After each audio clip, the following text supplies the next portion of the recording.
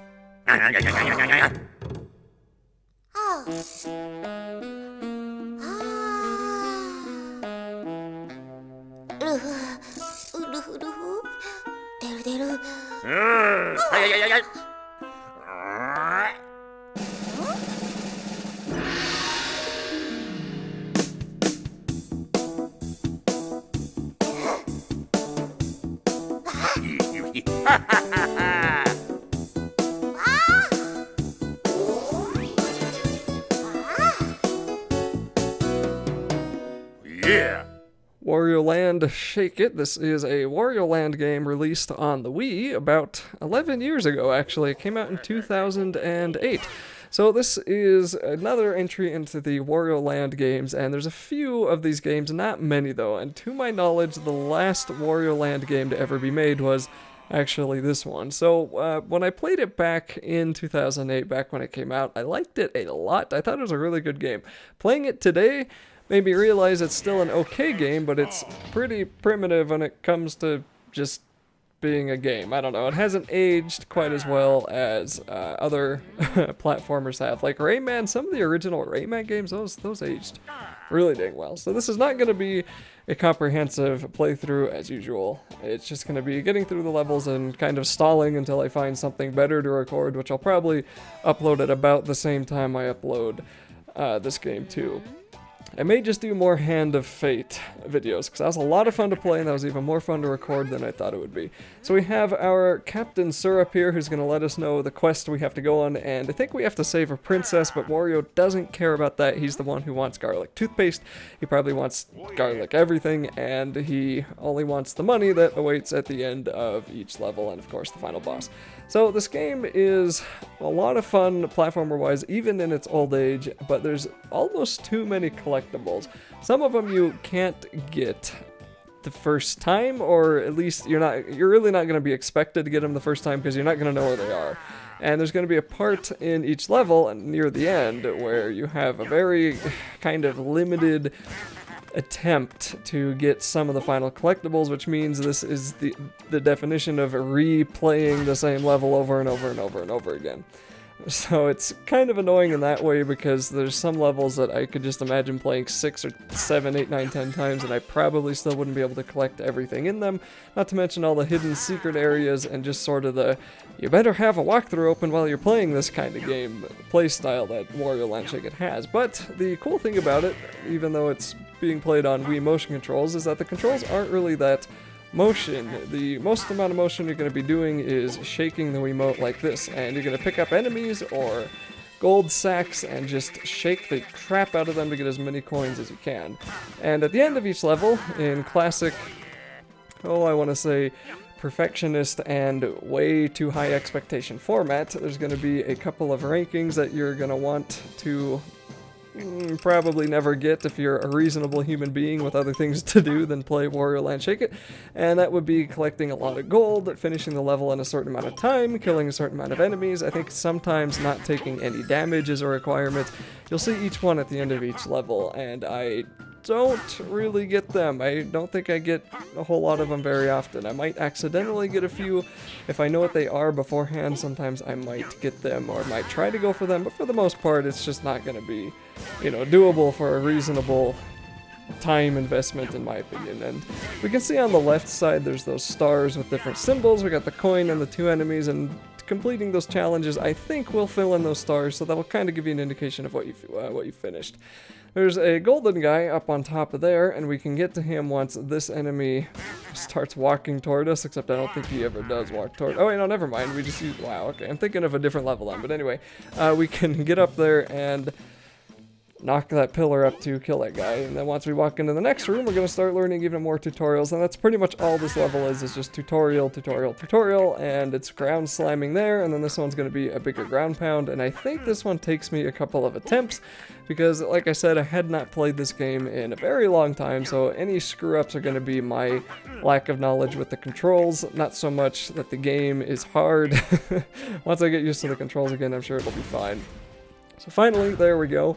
And this is the part that is probably the most fun in this game, but it's also kind of the more annoying one if you screw this up. So you get to be super speed as Wario, but if you hit a wall, as we did there, then it ends. And if you hit any kind of little wall, it will often end. And there's a lot of levels that have challenges to finish the super speed part that we just did there with that speed thing. To finish that in a certain amount of time, and that's not going to happen if you screw up, but it's going to be kind of hard to do it perfectly the first time because you're not going to know the layout of the level, and you're not going to know when to jump or when not to jump because it's just, you've never done the level before, so we'll be seeing a lot of that too.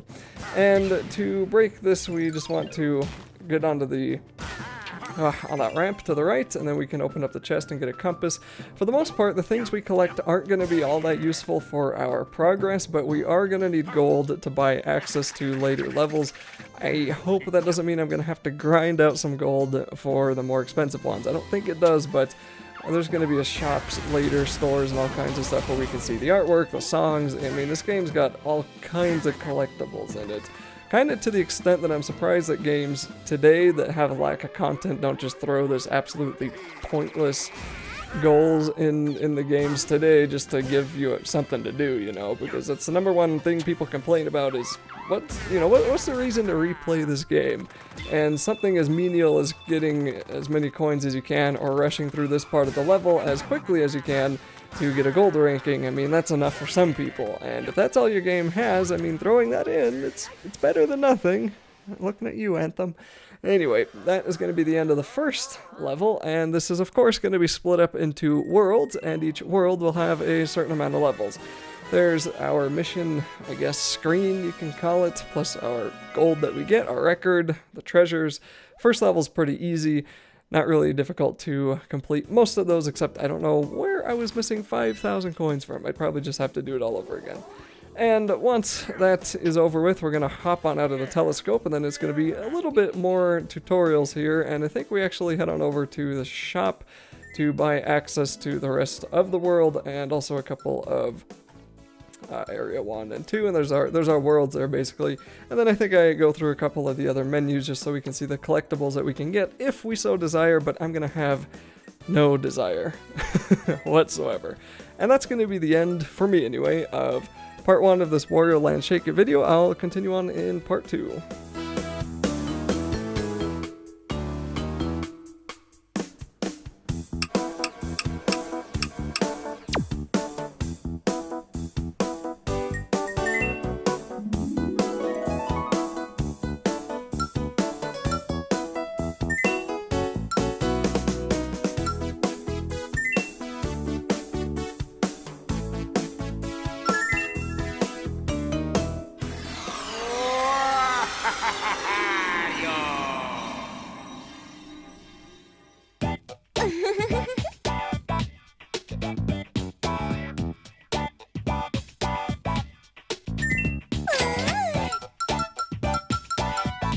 Mm.